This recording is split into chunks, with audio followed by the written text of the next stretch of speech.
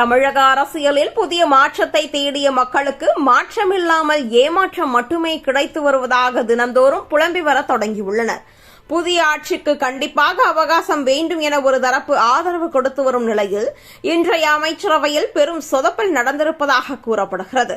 விஜயின் ஆட்சிக்கு கீழ் நடக்கும் முதல் அமைச்சரவை கூட்டம் என்பதால் பெரும் எதிர்பார்ப்போடு இருந்த நிலையில் கூட்டத்தில் பெரிய அளவில் ஒரு மாற்றமும் ஏற்படவில்லை என்றே சொல்லப்படுகிறது. கடந்த திமுக ஆட்சியைப் போல மீண்டும் விளம்பரம் செய்வதில்தான் தவேக அரசு ஈடுபடுவதாக விமர்சனங்கள் வந்துள்ளன. அமைச்சரவை கூட்டம் நிறைவடைந்தது. கூட்டத்தில் பங்கேற்ற பிறகு அமைச்சர் நிர்மல்குமார் தெரிவித்தது, லஞ்சம் இல்லாத ஆட்சி, போதையில்லா தமிழகம், இளைஞர்கள் முன்னேற்றம் உள்ளிட்ட 436 தொலைநோக்கு திட்டங்கள் குறித்து அமைச்சரவை கூட்டத்தில் ஆலோசனை நடத்தப்பட்டது. துறை வாரியாக தேர்தல் வாக்குறுதிகளை உள்ளடக்கிய 436 திட்டங்களை முதல்வர் விஜய் அறிவித்துள்ளார்.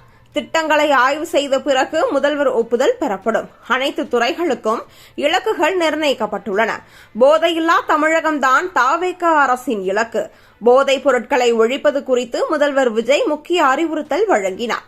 மேகதாது பிரச்சினையை சட்டப்பூர்வமாக எதிர்கொள்ள நடவடிக்கை எடுக்கப்பட்டு உள்ளது என தெரிவித்தார். இந்நிலையில்தான் 1 மணி நேர அமைச்சரவை சந்திப்பில் 436 திட்டங்களை விவாதித்து ஆலோசனை கூறியுள்ளார் முதலமைச்சர் என்ற தகவலை அடுத்து 1 நிமிடத்தில் 7 திட்டங்கள் எப்படி பேச முடியும்? அந்த திட்டத்தை எடுத்து பேசவே 5 நிமிடமாவது ஆகாதா? இதை அமைச்சர் வெட்கமே இல்லாமல் விஜய் முதல்வராக 436 திட்டங்களை பற்றி வெவ்வேறு துறை அமைச்சரிடம் கேட்டு ஆலோசனை கூறினார் என வந்து பேட்டி கொடுக்கிறார் எனில் நம்மை எல்லாம் பார்த்தால் இவர்களுக்கு என்ன நினைப்பு தெரியவில்லை. ஒன்று, நம்பும் மக்கள் முட்டாள்கள் என நினைப்பா, இல்லை நாங்களே பெரிய முட்டாள்தாங்க என்ற வெளிப்படைத்தன்மையா? ஒரு 3-4 மணி நேரம் செலவிட்டு ஆலோசனை வழங்கக்கூட விஜய்க்கு ஆர்வமில்லை என தெரிகிறது என நெட்டிசன்கள் கருத்து தெரிவித்து வருகின்றனர்.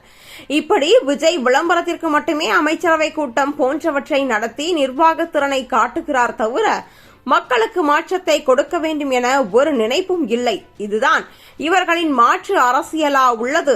திமுகவை விட அதிகமாக விளம்பரம் செய்ய வேண்டும் என முதல்வர் ஆசைப்படுகிறாரா என்ற கேள்விகள் எழுந்துள்ளது. இன்னமும் புதிய ஆட்சி என்று சொல்லி மக்களை நம்ப வைக்க முடியாது என்றே கூறப்படுகிறது.